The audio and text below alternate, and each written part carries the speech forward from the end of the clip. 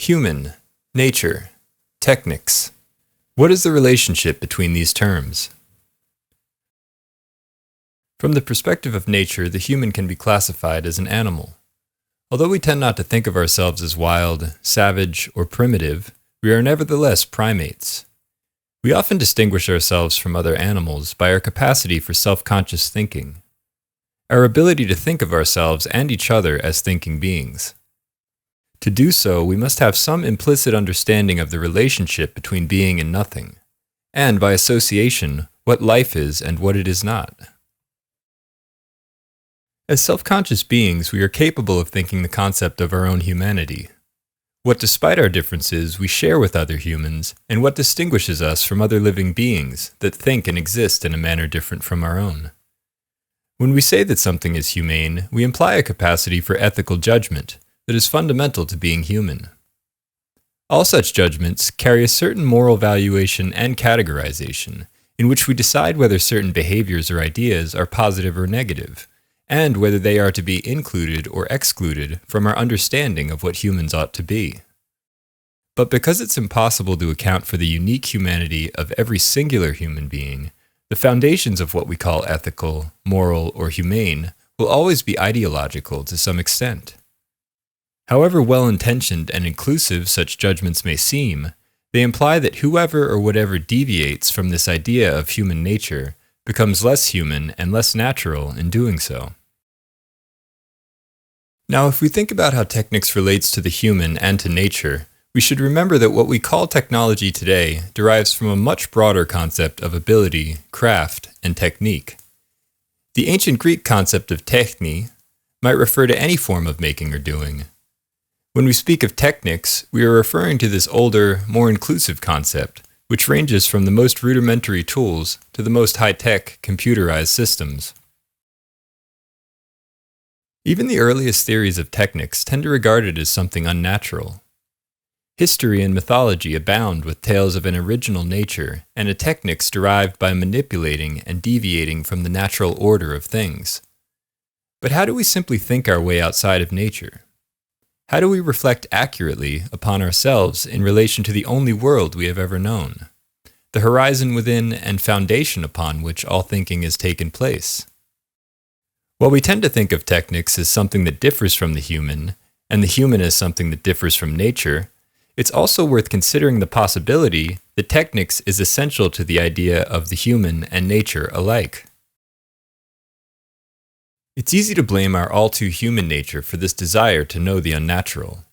But what could be more natural than this desire to know? This taste for Apple technology? Or to trade Christian mythology for Greek, we could ask how this Promethean gift, this fire stolen from the gods to make up for our lack of natural capacities, makes human nature any different from nature. So many mythologies represent technology in this way, as something that is paradoxically natural and unnatural, human and inhuman. In so many moments throughout our everyday life, too, we take our technical mastery for granted, as if it were a second nature, only to curse it in the next moment as if it were something contrived with the sole purpose of torturing us.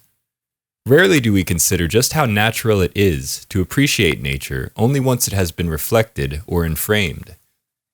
We yearn to return to a more natural state, so that we can instantaneously notify everyone of how natural things are.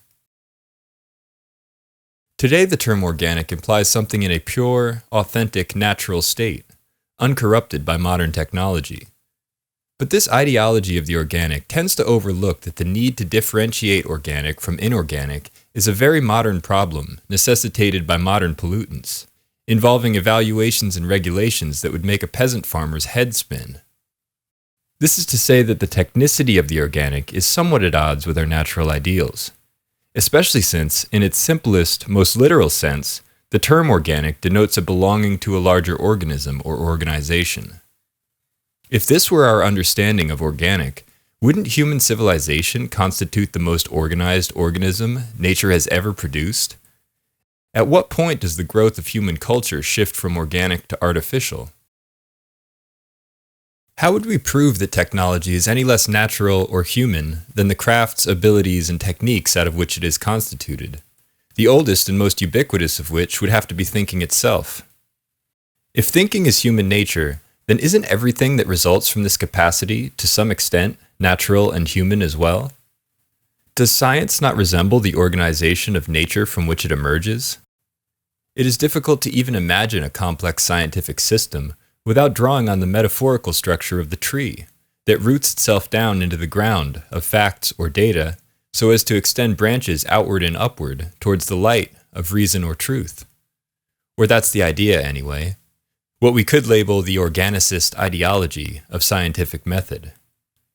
Within this grand tree, couldn't we almost envision the human as a technology of nature? A being crafted from eons of natural biological techniques that were at work long before the first primates and the most primitive tools? The human is a technology through which nature becomes conscious of itself. This sounds a bit far-fetched, a bit ideological. But is it really any more ideological than saying technology is unnatural or inhuman? To examine this, let's turn to the taxonomic tree of evolutionary biology, a tree that reaches from the oldest, tiniest microorganisms to those strange Promethean beasts that now dictate the fate of all life on Earth. At the root of this tree, we have domain, followed by kingdom, phylum, class, order, family, genus, and species. The first domain, prokaryote, includes the oldest kingdoms, life forms that were able to survive and reproduce in the most unlivable environments, thanks largely to their minimal cellular organization. All other kingdoms belong to the eukaryotic domain, which is characterized by a more robust cellular organization capable of supporting multicellular life. The human belongs to the animal kingdom, chordata phylum, mammal class, primate order, hominid family, Homo genus, and sapien species. The term animal is derived from anima, meaning soul, not in the sense of something subject to everlasting damnation for even mentioning evolution, but more in the sense of a self-awareness. Animals are animated by an intelligence that can no longer be understood simply as the neurological impulses of a body seeking minimum requirements of self-preservation, which is why the animal kingdom is often regarded as the kingdom in which any significant structure of self-consciousness and technical knowledge develops. As chordates, we have a more structured, cord-like nervous system. Many of us even have something resembling a brain. As mammals, we have mammaries, or breasts, that allow for nursing and, consequently, a longer interval of nurture, in which one or both parents remain present in the newborn's life until they reach a point of maturity. This feature of the mammalian class is often associated with the emergence of the family as a social unit.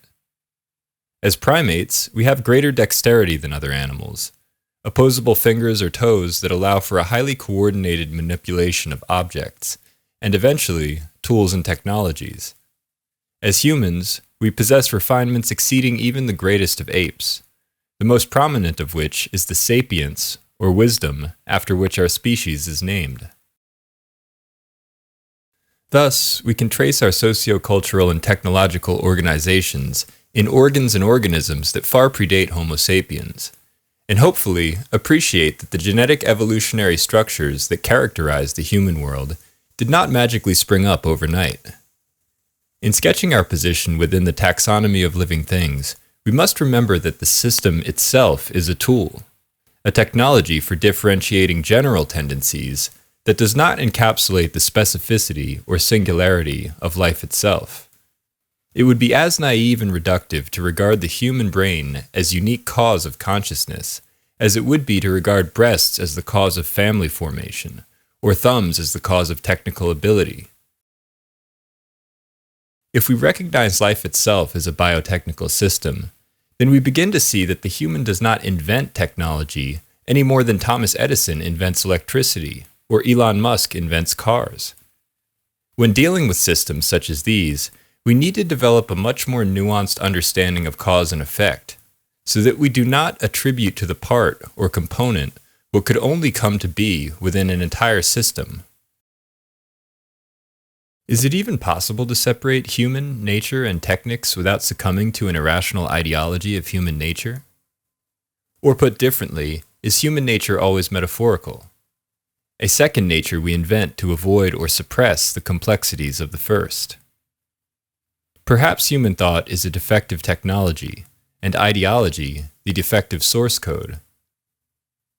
But even if we must eventually artificially separate human nature and technics, this does not mean that we cannot deviate from their ideological orbit and attempt to grasp the singularity of these mutually implicating systems and the ways in which they bridge the natural and artificial world.